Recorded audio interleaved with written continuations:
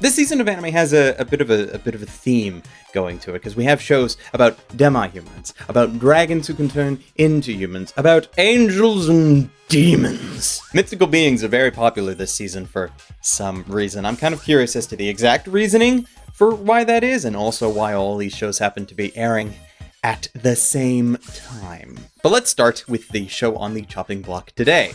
Interviews with Monster Girls. It's about a teacher, Takahashi, who lives in a world where beings with supernatural characteristics exist. There are vampires, succubuses, dullahans, and even snow girls. Though demi-humans are not commonplace, as Takahashi has never met one. He's only talked about them in passing, even though he really wishes that he could speak to one. Suddenly at his school, 3 demi-girls enroll, and a succubus teacher comes onto the payroll. Fancy that. Seeing his chance to learn more about demis for the first time, he, as the title of the show might suggest, interviews them about their lives and how they go about fitting into regular society. It's an interesting twist that I was quite interested in when I first read about it. I only didn't list it as a series that I was anticipating for this season, because I have, become a little jaded. If you watch anime for as long as I have, there is always the possibility that you might turn off any show that has a high school setting, because I've seen it before.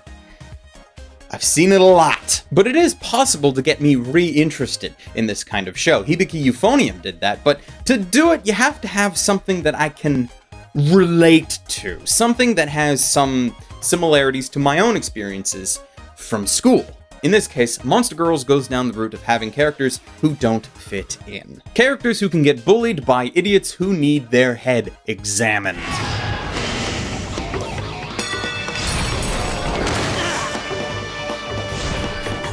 Highlighted in the series is a bubbly vampire, a shy dullahan, and an aloof snow girl. Side note, I actually had to look up what a snow woman was, because it's a term that I didn't necessarily recognize. So for those who are like me, a snow woman, or yuki-onna, is from Japanese folklore. They are, in very basic terms, like ice queens. They are known for being cold, distant, and can usually turn into mist or snow. The choice of snow woman is odd, considering that there are a very large variety of monster girls that they could have picked to feature in this show. But it is a little less odd when you realize that they completely avoided any monster that does not have a human lower half. Everything else you can watch Monster Musume for, I suppose. The relatability happens by linking the girls' experiences with our time as outcasts during school. Because all anime fans are lonely introverts who buy boob mouse pads and dakimakuras. People who argue over who is best girl 4 times a year. Right? Personally, I never had a decent time in high school. I was never really social at all with my peers. I dreaded any time the teacher thought it would be easier for projects to have students pick their own groups. I usually ended up embarrassed because no one would group with me, and then I would have to do 3 times the work for the same amount of school credit. Yeah, my high school wasn't great, can't you tell? I suppose the problem with relatability and Monster Girls is that it hasn't gone far enough, at least not yet. We haven't seen the characters deal with heavy amounts of bullying or xenophobia, and that's something that I'd like to see. I know the show is supposed to be a comedy, but if they tackle that for at least 1 episode, I'll be happy. Because if you're trying to sell me on these mythical beings existing in the modern world, then you must address this elephant in the room. They have done a decent job otherwise, though, because like Hikari, the vampire, has already gone over the many common vampire tropes and how they apply to her life. From garlic to requiring blood, and even to stakes to the heart, which could kill her. Possibly. But in the few episodes out so far, we see very little of the real struggles that these girls must handle. Instead, we get an episode with the Dullahan going on a date with her sensei, because that's appropriate. Sure, he doesn't realize it's a date because he seems a bit more responsible than that, but still, I kind of hope that we would leave the romance at the door for this show, considering the age ranges between Takahashi and the girls and all. Like maybe a brief fling between him and the much older succubus teacher. I'd accept that, but alas, underage romance is alive and well in anime still, which depresses me. It's rough for me to think of good things to say about this series. Like, I enjoyed it, but I can't say that it's, like, funny.